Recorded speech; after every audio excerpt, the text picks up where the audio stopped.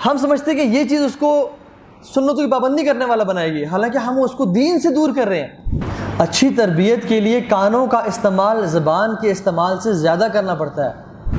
हम समझते हैं कि मुझे उसको अपने सामने बैठा के बस एक भाषण उसके सामने बोलना है कि वो सुनता रहे और वो इमाम बुखारी बन जाए।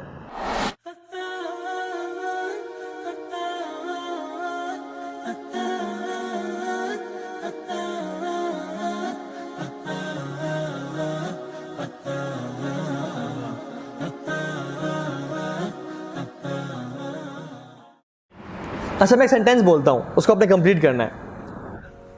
The basic thing that you can do with your children is to look dash and which is to look happy. Children need happy parents more than knowledgeable parents.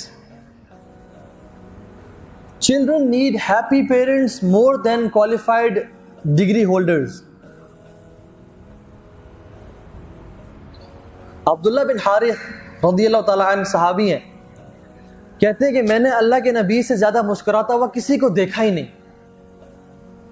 आप इमेजिन करें, अबू बकर सिद्दीक़ कम मुस्कुराते होंगे, उमर बिन खत्ताब कम मुस्कुराते होंगे, उनकी वालदा सहाबिया कम मुस्कुराती होंगी, लेकिन इन बेहतरीन लोगों का कंपैरिजन अल्लाह के नबी से जब किया तो कहा कि मैंने अल्लाह के नबी से ज़्यादा किसी को मुस्कुराते हुए देखा ही नहीं। एक चाइल्ड साइकोलॉजिस्ट ने अपने एक बच्चे से पूछा कि आपने अपनी वालदा को मुस्कुराते हुए कब देखा, या वो कब कब मुस्कुराती हैं? तो उस बच्चे ने जवाब दिया कि जब वो दूसरे बच्चों से बात कर रही होती है ना, तब बहुत बहुत मुस्कुराती हैं। हमारे साथ बात करते हुए तो कभी उन्होंने नहीं मुस्कुराया। और उसका बाप भी बैठा हुआ था, तो उसने भी कहा कि ये बात ठीक है, ये मुझसे ही बात करते हुए नहीं मुस्कुराती, जब बाकी बच्चों से या बाकी लोगों से बात करते बड़े मुस्कुरा रही होती है। जिस बाप के लिए बच्चे के सामने मुस्कुराना मुश्किल हो जाए, ये याद कर लें इस बात को, जिस बाप के लिए बच्चे के सामने मुस्कुराना मुश्किल हो जाए, वो कभी भी अपनी औलाद की अच्छी तरबियत नहीं कर सकता। वो कभी भी एक बेहतरीन बाप, एक ऐसा बाप जो कि बेहतरीन उम्मत पैदा करे, वो नहीं बन सकता। औलाद की अच्छी तरबियत समझाने से कम और मुस्कुराने से ज़्यादा होती है।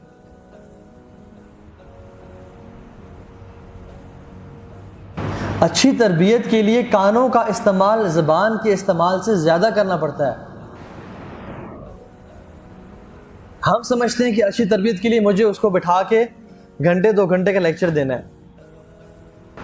हम समझते हैं कि मुझे उसको अपने सामने बिठा के बस एक भाषण उसके सामने बोलना है कि वो सुनता रहे और वो इमाम बुखारी बन जाए। अच्छी तरबियत के लिए कानों का इस्तेमाल ज़्यादा चाहिए होता है ज़बान के इस्तेमाल से। लेकिन हम लोग जो हम पेरेंटिंग का कॉन्सेप्ट समझते हैं वो तो यही है कि सामने बैठा दो और लेक्चर दो और तरबियत करो और अच्छी बातें बताओ और हुक्म दो। तरबियत क्या है? तरबियत क्या है वैसे? तरबियत बच्चे को रिस्ट्रिक्ट कर देना नहीं है। तरबियत उसको डूज एंड डोंट्स बता देना नहीं है। तरबियत उसको ये कहना कि उठो ये काम करो और इस काम से रुक जाओ, ये नहीं है। तरबियत ये है कि उसको रिस्पॉन्सिबल बनाया जाए in his own choices. We should develop him, we should make him eligible of making good choices in his life happily. This is तरबिया। हम लोग कहते हैं, मैंने कुछ लोगों को देखा कि उठो, बच्चे को डांट रहे हैं, सुनते पढ़ो। तूने फजर की सुनते नहीं पढ़ी, उठ फजर की सुनते पढ़। और वो बच्चा अल्लाह अकबर करके खड़ा होता है।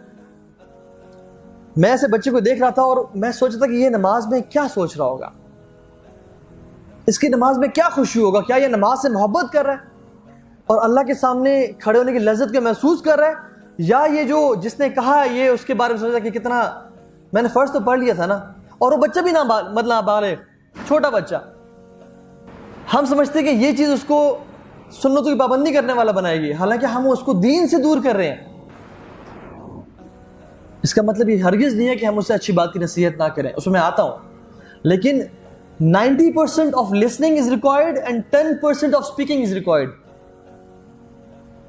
स्पेशली जब आप रिलेशनशिप बिल्डिंग करना चाह रहे हैं और बच्चा नहीं करना चाह रहा, तो क्या करना चाहिए? ज्यादा सुने, 90% सुने और 10% उसको बताएं, उसको नसीहत करें, उसको जाने, उसका ख्याल रखें। तो ये बड़ी इंपॉर्टेंट चीज है जो हमें करनी चाहिए। और इसमें हमें काम किस पे करना है? अपने ऊपर।